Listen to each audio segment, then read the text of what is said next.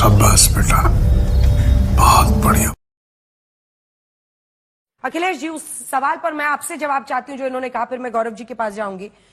कह रहे कि विपक्ष को ऐसे वक्त पर सहयोग करना चाहिए, क्योंकि अगर पुलिस है, प्रशासन है, सब अपनी तरफ से तो जी तोड़ी कोशिश कर रहे थे, लेकिन करोड़ों करोड़ लोग जब ऐसे पहुंच जाएं, जगह उतनी ही है, तो दिक्कतें आती है, चुनौती आती है। तो रुको जरा, सब्र करो। अखिलेश जी। अंजना जी, बड़ा सीधा सा बात है कि जिसको श्रेय मिलेगा सफलता का, विफलता का श्राप भी उसी को मिलेगा। बात तो सही है। बड़ी सीधी सी बात है। तो जो लोग श्रेय लेने की होड़ में थे, विफलता का भी टीका या दाग उन्हीं के माथे लगेगा। और जहां तक रही संवेदनशीलता की, बीजेपी के सरकार के प्रदेश के मंत्री संजय निषाद ने इस सरकार की संवेदनशीलता उजागर कर दी है। इस सरकार के मंत्री, ये सरकार, बस हवा निकल गई। सरकार की क्या भावना है हमारे श्रद्धालुओं के प्रति। और यदि कोई ये कह रहा है, ये आरोप श्रद्धालुओं पे मढ़ा जा रहा है कि वो कई बार स्नान करने के लिए बैठ गए, हमने तो पुलिस के जो वहां अधिकारी हैं उनके भी जरा वीडियो सुना दीजिए। सोशल मीडिया पे घूम रहे हैं, ऑन रिकॉर्ड वो बोल रहे हैं, जो कमिश्नर है वो बोल रहे हैं, वो तो भगदड़ की आशंका भी व्यक्त कर रहे हैं। वहां के कमिश्नर, एसएसपी कह रहे हैं कि भगदड़ हुई नहीं है, वो ऑन रिकॉर्ड बोल रहे हैं। ये देखिए, ये पूरी सरकार सिर्फ इसका इवेंट मैनेजमेंट और कॉमर्शियलाइज करने में लगी रही। सही पकड़े हैं। 1.25 लाख के टेंट हैं एक दिन में, इसी में खुश हो रही थी सरकार। दर्जनों ऐसे पॉकेट बने हैं जिनकी 35,000 से एक दिन के कमरे के किराया है वहां पे कॉटेज का। यह श्रद्धांजलियों के लिए व्यवस्था है। इसके पहले भी मेला लगता रहा है, आराम से लोग जाते रहे, सोने रहने की कोई व्यवस्था नहीं रही है। यही नहीं, अभी और सुनिए। हम इलाहाबाद से पढ़ते रहे, जब से पढ़ते हैं तब से लेकर के हर कुंभ, हर महाकुंभ हम हमेशा जाते रहे। लेकिन आप पिछले 8 दिनों में या 4 दिनों का एक सोशल मीडिया का वीडियो उठा के देख लें, श्रद्धालु क्या क्या कह रहे हैं। मेरे को जाना पड़ेगा, मेरे को जाना पड़ेगा, मेरे को जाना पड़ेगा। वो अपील कर रहे हैं कि मत आइए, व्यवस्था नहीं है। देख रहा है विनोद। श्रद्धालु लोगों को जो सरकार एक टोल फ्री नंबर नहीं दे पाई, 24 घंटे होने जा रहे हैं कि किसके परिजन अगर कहीं हैं और वो जानना चाहते हैं अपने परिजनों के बारे में, घायलों के बारे में, कोई सूची नहीं जारी कर पाई। ये सरकार कितनी निकम्मी होगी, आप इसी से अंदाजा लगा लीजिए। अंजना जी, जब से ये 2014 से एक नई बीजेपी आई है, तब से इसको हर कार्य एक इवेंट चाहिए। आस्था को भी 10 सालों में बीजेपी ने इवेंट बना के रख दिया है। भावनाओं से ये खिलवाड़ करती है। बेशर्मो, शर्म करो, शर्म। अभी आप सिर्फ ये पूछ रहे हैं कि समझ रहे हो, समझ रहे हो ना? कितने भी हमारे श्रद्धालु नहीं रहे, कितने घायल है, अब इसकी बात नहीं हो रही है। ये सरकार सिर्फ और सिर्फ पहले दिन से संत, साधु और श्रद्धालु सारे कह रहे हैं, सिर्फ वीआईपीज के लिए ये कुंभ कर रही है, वीआईपीज के लिए सारी व्यवस्था है। वीवीआईपीज के लिए कल परसों भी वीवीआईपी मूवमेंट के लिए 12 घंटे लोगों को, 14 घंटे लोगों को कन्फाइन किया गया। अरे देवा, इलाकों में सिर्फ वीआईपी के लिए फोटो खिंचाओ, प्रचार करो, चले जाओ। एक इवेंट बना करके श्रद्धा की चीज पे पहली बार इस पूरा देश गुस्से में है इस आयोजनकर्ताओं के ऊपर, डबल इंजन की सरकार के ऊपर। संतों ने खिचड़ी के दिन से कई संतों ने बार बार, मंडलेश्वरों तक ने, महामंडलेश्वरों ने भी कहा है कि व्यवस्था ठीक नहीं है, ठीक करिए।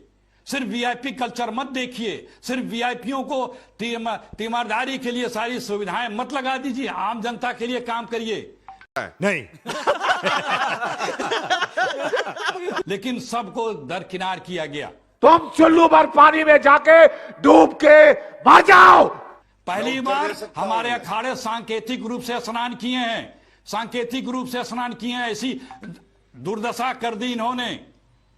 ये सिर्फ और सिर्फ हमारे सारे नेताओं ने ठीक से पढ़े, ये सुने, सबने अपील की है कि बेहतर व्यवस्था करिए, शांति बनाए रहिए, धीरे धीरे चलिए, आराम से चलिए, और हमारे संगठन वहां पे मदद कर रहे हैं, सेवा दल वहां कैंप लगा के काम कर रहा है। बात तो सही है। लेकिन इन्हें दूसरों की निंदा करनी है, अपने कर्तव्य देखिए जनाब। सिर्फ वीआईपी के लिए ये कुंभ बना के रख दिया है। इसके पहले भी इससे बड़े बड़े कुंभ हुए हैं, इससे ज्यादा लोग स्नान करने आए हैं। कितनी सरलता सुगमता से सफल हुआ वो कार्यक्रम। लेकिन इन्हें तो सिर्फ इवेंट बनाना है, इवेंट बनाना है। ठीक है, जनता माफ नहीं करेगी। ठीक है। और आपके पास आते हुए आशुतोष जी, बल्कि मुझे लगता है कि अखिलेश यादव ने सबसे संयमित बयान दिया। हमारी सरकार से अपील है, मृतकों के शवों को चिन्हित करके उनके परिजनों को सौंपा जाए, उनके निवास स्थान तक भेजने का प्रबंध करें। जो लोग बिछड़ गए, मिलने के लिए त्वरित प्रयास हो। शाही स्नान की अखंड अमृत परंपरा को निरंतर रखते हुए सब कार्य अच्छे से संपूर्ण हो। ये सब अखिलेश जी ने कहा है। शिवपाल जी कहते हैं कि सब इस्तीफा दें, 11,000 करोड़ रुपए खर्च किए, सरकार से प्रचार में पूरा पैसा बहा रही है। आपको नहीं लगता कि मतलब एक दिन इंतजार हो सकता है जब तक परिस्थिति को संभाला ना जाए? 70,000 से ज्यादा पुलिसकर्मी लगाए गए हैं आशुतोष जी, ऐसे में और क्या किया जा सकता है? सवाल ये है कि प्यारी समझ गई कहां कहां पर चूक हुई है, इस पर तो नजर रखनी पड़ेगी आशुतोष जी। Good question. अंजना जी, सर्वप्रथम घायलों और मृतकों के साथ हमारी संवेदनाएं। अब मैं आपकी डिबेट और सवालों पे आता हूं। सबसे पहले इन निर्लज्ज भारतीय जनता पार्टी प्रवक्ताओं का जो शब्द है राजनीतिक गिद्ध, ये शाम से कई डिबेटों पे यूज कर रहे हैं।